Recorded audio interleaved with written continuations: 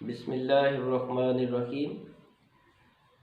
اللہم صلی علی سیدنا محمد وعلی آل سیدنا محمد وبارک وسلم۔ ناظرین و سامعین محترم، عید الفطر قریب ہے اور نمونے کے طور پر میں ایک دو واقعات ایسے آپ کی خدمت میں عرض کرنا چاہتا ہوں کہ جو ہمارے لیے مشعل راہ ہیں، اور ہمیں یہ جاننے کی ضرورت ہے کہ ہمیں عید کیسے کرنی چاہیے اور عید کا کیا بڑے بزرگوں کے نزدیک معیار کیا تھا۔ کسی ایک بزرگ نے بڑی پیاری بات کی ہے کہ لیس العید لمن لبس الجدید انما العید لمن خاف الوعید۔ کسی بزرگ نے قول کیا کہ عید اس چیز کا نام نہیں ہے کہ نئے کپڑے پہن لیے جائیں، بلکہ عید یہ ہے کہ بندے کے دل سے خوف خدا نہ جائے، وعید نہ جائے، وعدے کو نہ بھولے جو اللہ کے ساتھ اس نے کیا ہوا ہے۔ عید پر اظہار خوشی گو سنت ہے، لیکن بعض اوقات ہم خوشی کی لیمیٹیشنز کو کراس کر جاتے ہیں اور ہماری عید بعض اوقات شرعی حدود سے باہر نکل جاتی ہے۔ تو اس لیے میں آپ کے سامنے یہ عرض کرنا چاہوں گا، اور بالخصوص ہمارے جو غریب بہن بھائی ہیں جو اچھے کپڑے نہیں پہن سکتے، نئے کپڑے نہیں پہن سکتے، ان کے لیے بھی نمونے کے طور پر کہ بڑی بڑی شخصیات نے جو عیدیں منائی ہیں وہ کس طرح منائی ہیں اور کس طرح خوف خدا ان کے دلوں میں موجود رہا ہے۔ تمام ولیوں کے تاجدار حضرت سیدنا غوث الاعظم جیلانی رضی اللہ تعالیٰ عنہ کا ارشاد پاک ہے کہ آپ نے ارشاد فرمایا کہ لوگ عید کا ذکر کرتے ہیں، میری عید تب ہوگی جب میں دنیا سے جاؤں گا تو اپنے ایمان کو سلامت لے کر جاؤں گا۔ یعنی عید کے موقع پر کہیں ہم ایمان کی سلامتی کو نہ کھو بیٹھیں، جو اصل ہمارے پاس متاع ہے، جو ہمارے لیے قبر اور آخرت کی متاع ہے، ہم اس متاع کو کہیں بھول نہ جائیں، اس سے کہیں ہم ہاتھ نہ دھو بیٹھیں۔ اقبال نے کہا تھا متاع دین و دانش لٹ گئی اللہ والوں کی، یہ کس کافر ادا کا غمزۂ خون ریز ہے ساقی۔ تو اس متاع ایمان کو بھی ہم نے عید کے دن سلامت رکھ کر، اور جتنا ہمیں ایمان اور رسول صلی اللہ علیہ وسلم کی شریعت اجازت دیتی ہے ان لیمیٹیشنز کے اندر رہ کر ہم نے عید کو منانا ہے۔ اب میں ایک دو واقعات جو آپ کے سامنے پیش کروں گا۔ سیدنا فاروق اعظم رضی اللہ تعالیٰ عنہ عدل و انصاف کا پیکر شخصیت کے شاید کائنات میں انبیاء کے بعد اتنا بڑا عدل و انصاف کا کوئی پیکر گزرا ہو۔ آپ وقت کے خلیفہ ہیں اور 22 لاکھ مربع میل پر آپ کی حکومت ہے، اور ہزاروں شہر حضرت سیدنا فاروق اعظم رضی اللہ تعالیٰ عنہ کے دور میں فتح ہوئے، اسلامی سلطنت کے اندر داخل ہوئے۔ عید کا دن ہے اور حضرت سیدنا فاروق اعظم رضی اللہ تعالیٰ عنہ کے بیٹے نے، بادشاہ وقت اور خلیفہ وقت کے بیٹے نے پرانی قمیض پہنی ہوئی ہے۔ تو حضرت سیدنا فاروق اعظم رضی اللہ تعالیٰ عنہ نے جب بیٹے کو دیکھا نا تو شفقت پدری سے آپ کی آنکھوں میں آنسو آ گئے، تو آپ رو پڑے۔ تو آپ کے جو صاحبزادے تھے انہوں نے پوچھا کہ بجان کس لیے روئے آپ؟ تو آپ نے فرمایا کہ بیٹے آج ہر بندے نے نئے کپڑے پہنے ہوں گے اور تیرے پاس پرانے کپڑے ہیں وقت کے خلیفہ کا بیٹا ہو کر بھی، تو مجھے تھوڑا سا احساس گزرا کہ کہیں تیرا دل نہ ٹوٹ جائے کہ میں نے پرانے کپڑے پہنے ہوئے۔ تو اب جو بیٹے نے جواب دیا، اس سے ہمیں ایک تربیت کا بہت بڑا پہلو سامنے آتا ہے کہ فاروق اعظم نے اپنے بیٹے کی تربیت کیسے کی ہوئی تھی۔ تو جو آپ کے صاحبزادے تھے انہوں نے جواب دیا کہ ابا جان روئے تو وہ کہ جس نے اللہ کی رضا کو نہ پایا ہو، اللہ کو راضی نہ کیا ہو، وہ بندہ روئے، میں کیوں روؤں؟ آپ اگر مجھ سے راضی ہیں تو میرا رب مجھ سے راضی ہے، اور آپ کی رضا کی وجہ سے میں نے رب کی رضا کو پا لیا ہے۔ حدیث پاک ہے، نبی کریم علیہ السلام نے فرمایا کہ رضا اور رب فی رضا الوالد و سخط الرب فی سخط الوالد، رب کی رضا باپ کی رضا میں ہے اور رب کی ناراضگی باپ کی ناراضگی میں ہے۔ تو سیدنا فاروق اعظم کے صاحبزادے نے فرمایا کہ باجان آپ اگر مجھ سے راضی ہیں تو مجھے کپڑوں کی پرواہ نہیں ہے، تو آج نوجوانوں کے لیے، اولاد کے لیے، بچوں کے لیے اس میں بہت بڑا سبق ہے کہ فاروق اعظم کے بیٹے نے اصرار نہیں کیا کہ ابا جان آپ نے مجھے نئے کپڑے نہیں لے کے دیے، عید کے موقع پر بھی مجھے کپڑے نہیں ملتے۔ ہم طرح طرح کی جو فرمائشیں کرتے ہیں عید پر، اس حوالے سے میں اتنا عرض کرنا چاہتا ہوں کہ سیدنا فاروق اعظم کے صاحبزادے کی جو زندگی ہے اس کو نمونہ بنایا جائے۔ انہوں نے کیا فرمایا؟ اگر آپ راضی ہیں تو رب راضی ہے، اس سے بڑھ کر میرے لیے کوئی چیز نہیں۔ تو عید کے دن بھی انہوں نے یہ سن کر فاروق اعظم اتنے خوش ہوئے کہ انہوں نے اپنے بیٹے کو گلے سے لگا لیا۔ تو یہ وہ ایک عید کا نمونہ ہے جو ہمارے نوجوانوں کے لیے اور بچوں کے لیے بالخصوص جو ہے وہ سبق کا باعث ہے۔ دوسرا واقعہ حضرت عمر بن عبدالعزیز رضی اللہ تعالیٰ عنہ، یہ مشہور تابعی ہیں، صحابی نہیں ہیں، اور یہ بنو امیہ میں سے تھے۔ بہت ہی بڑی شخصیت تاریخ اسلام کے اندر گزری حضرت عمر بن عبدالعزیز۔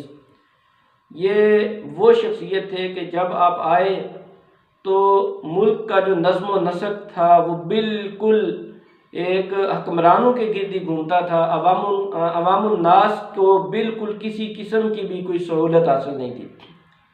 حضرت عمر بن عبدالعزیز نے یکدم 2.5 سال میں آ کر تبدیل کر دیا سارے نظام کو، اور ایک دفعہ خلافت راشدہ کی جو شکل ہے دوبارہ لوگوں کے سامنے کر دی۔ اس لیے آپ کو عمر ثانی بھی کہا جاتا ہے، اور پہلا مجدد بھی آپ کو تسلیم کیا جاتا ہے حضرت عمر بن عبدالعزیز رحمۃ اللہ علیہ تعالیٰ کو۔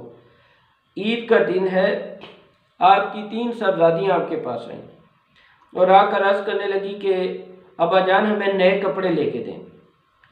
تو آپ نے بچیوں سے کہا کہ بیٹا نئے کپڑے تو میرے پاس اتنے پیسے نہیں ہیں، میری اتنی تنخواہ نہیں ہے کہ میں آپ کو عید کے موقع پر بھی نئے کپڑے لے کر دوں۔ وقت کا خلیفہ یہ بات کر رہا ہے، اور یہ وہ شخصیت بات کر رہی ہے کہ جس کی سلطنت میں پرندے بھی بھوکے نہیں سوئے۔ آپ باقاعدہ پہاڑوں پر جا کر اناج پھینکوایا کرتے تھے برف کے موسم میں کہ میری سلطنت میں کوئی پرندہ بھی بھوکا نہ سوئے۔ اور 2.5 سال کے زمانے میں زکوٰۃ جب دی جاتی تھی تو زکوٰۃ لینے والے لوگ نہ ملتے تھے۔ 2.5 سال کے عرصے میں آپ نے لوگوں کو اتنا خوشحال کر دیا، لیکن اپنی یہ پوزیشن تھی کہ جب آپ کی رحلت ہوئی تو ایک قمیض پہنی ہوئی تھی، تو آپ کی جو اہلیہ تھی انہیں لوگوں نے کہا کہ ان کی قمیض تبدیل کر دیں، یہ قمیض بہت میلی ہو گئی ہے۔ تو آپ کی اہلیہ رو پڑی تھی اور انہوں نے فرمایا تھا کہ یہی تو ایک قمیض ہے جو خلیفہ نے ہمیشہ پہنی ہے، اور کسی دن اتار کے اس کو دھو لیا کرتے تھے، ان کے پاس کوئی دوسری قمیض نہیں ہے۔ تو وہ سیدنا عمر بن عبدالعزیز اپنی صاحبزادیوں سے کہتے ہیں، تو بیٹیاں ہیں، بچیاں ہیں، تھوڑی پریشان ہو جاتی ہیں، کہتی ہیں ہمیں شرم آئے گی کہ وقت کے خلیفہ کی بیٹیوں نئے کپڑے ہم نے نہیں پہنے ہوئے، تو لوگ جو ہیں دوسری بچیاں میں دیکھیں گی تو ہمیں بڑی شرم آئے گی۔ حضرت عمر بن عبدالعزیز جو ہیں وہ آپ نے جب بچیوں کو دیکھا نا تو بچیوں کے حوالے سے باپ کا دل بڑا نرم ہوتا ہے، تو آپ اس اپنے وقت کے خزانچی کے پاس، خازن کے پاس چلے گئے اور جا کر اسے کہا کہ اس طرح کرو کہ مجھے 1 ماہ کی تنخواہ جو ہے وہ ایڈوانس دے دو تاکہ میں بچیوں کو کپڑے لے کے دے سکوں۔ اب یہ سیدنا عمر بن عبدالعزیز کا مشیر ہے، وزیر خزانہ ہے، اور ہمیشہ جو مشیر ہوتے ہیں وہی حکمرانوں کو یا تو ڈبو دیتے ہیں یا ہمیشہ کے لیے کامیاب کر دیتے ہیں۔ حضرت مولا علی شیر خدا رضی اللہ تعالیٰ عنہ سے کسی نے پوچھا تھا کہ آپ کے زمانے میں انتشار زیادہ ہے، آپ کے زمانے میں جنگ و جدال زیادہ ہے، حضرت سیدنا صدیق اکبر فاروق اعظم کے زمانے بڑے شاندار تھے، تو آپ نے بات کی تھی، فرمایا تھا ان کے زمانے اس لیے شاندار تھے کہ ان کا مشیر میں تھا، میں انہیں اچھے اور بہترین مشورے دیا کرتا تھا جس کی وجہ سے وہ کامیاب رہے، تو میرے مشیر آپ لوگ ہو اور آپ کے مشوروں کی وجہ سے مجھے نقصان ہوتا ہے۔ تو اب یہ حضرت عمر بن عبدالعزیز کا یہ جو مشیر تھا یہ بڑا کوئی اعلیٰ قسم کا آدمی تھا، بڑا ہی کوئی سمجھدار آدمی تھا۔ اس نے ایک بات کی حضرت عمر بن عبدالعزیز کے سامنے، اے عمر کیا آپ کو یقین ہے کہ آپ 1 ماہ زندہ رہیں گے؟ ایڈوانس تنخواہ تو مانگ رہے ہیں، لیکن کیا آپ کو پتہ ہے کہ 1 ماہ آپ کی زندگی بھی ہے یا نہیں؟ تو عمر بن عبدالعزیز رو پڑے اور فرمایا کیا ہی عمدہ تو نے مجھے نصیحت فرمائی ہے، کیا عمدہ نصیحت کی ہے تو نے مجھے۔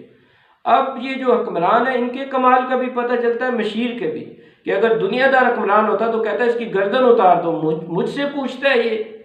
لیکن یہ اب خلافت کا نمونہ تھے حضرت سیدنا عمر بن عبدالعزیز رحمۃ اللہ علیہ تعالیٰ، اس لیے آپ نے اس چیز کو اسی طرح لیا کہ جس طرح خلافت راشدہ کے دور میں کوئی عام بندہ اٹھ کر بھی سوال کر سکتا تھا. تو آپ نے فرمایا کیا عمدہ نصیحت آپ نے مجھے کی ہے. آپ نے بیٹیوں سے فرمایا میری بیٹیوں اپنی خواہشات کو اللہ کی رضا پر قربان کر دو. میں تمہیں نئے کپڑے نہیں لے کے دے سکتا، مجھے کوئی پتہ نہیں میرا اگلا سانس آئے گا بھی نہیں. یہ وہ خوف خدا اور تقوی کا ماحول تھا کہ جس نے 2.5 سال میں پوری خلافت اسلامیہ کی شکل کو تبدیل کر کے رکھ دی. تو یہ عید تھی سیدنا حضرت عمر بن عبدالعزیز رحمۃ اللہ علیہ تعالیٰ کی. تو ہمارے لیے یہ باتیں نمونہ ہیں. جو ہمارے بہن بھائی نئے کپڑے اچھے کپڑے نہیں پہن سکتے، تو بڑی بڑی شخصیات گزری جن کے بچوں نے آپ کی طرح عیدیں کی، آپ کی طرح جنہوں نے کپڑے پہنے ہیں. اور ہمیں بالخصوص ایک اور بات یہ ہے کہ ہمیں دلجوئی کرنی چاہیے اپنے غریب بہن بھائیوں کی. اس کی بہت زیادہ ضرورت ہے، نہ کہ اسے اللہ معاف کرے حقارت کی نظر سے دیکھا جائے. ان بچوں کو حقارت کی نظر سے دیکھا جائے کہ جن کے ماں باپ کے پاس کپڑے نہیں ہیں، پہننے کے لیے اچھا لباس نہیں دے سکتے، بلکہ ان کی دلجوئی کی ضرورت ہے. اور یہی سنت رسول صلی اللہ تعالیٰ علیہ وسلم ہے. واقعہ ایک آتا ہے حدیث پاک میں کہ نبی کریم علیہ الصلوۃ والسلام عید کے دن جا رہے تھے، تو آپ نے دیکھا کہ ایک بچہ راستے میں رو رہا تھا. تو آپ فوراً رحمت عالم تھے اس کے پاس کھڑے ہو گئے اور پوچھا بیٹا کیوں رو رہے ہو؟ کہا کہ میرے والد جو ہے وہ ایک جنگ میں شہید ہو گئے اور اب میرا کوئی بھی نہیں اور میرے پاس نئے کپڑے بھی نہیں. تو حضور نبی کریم علیہ الصلوۃ والسلام اس کو اپنے گھر لے آئے، نئے کپڑے پہنائے اور جو ارشاد فرمایا کائنات کی سب سے افضل ہستی کے یہ الفاظ ہیں جو ہمارے لیے نمونہ ہیں.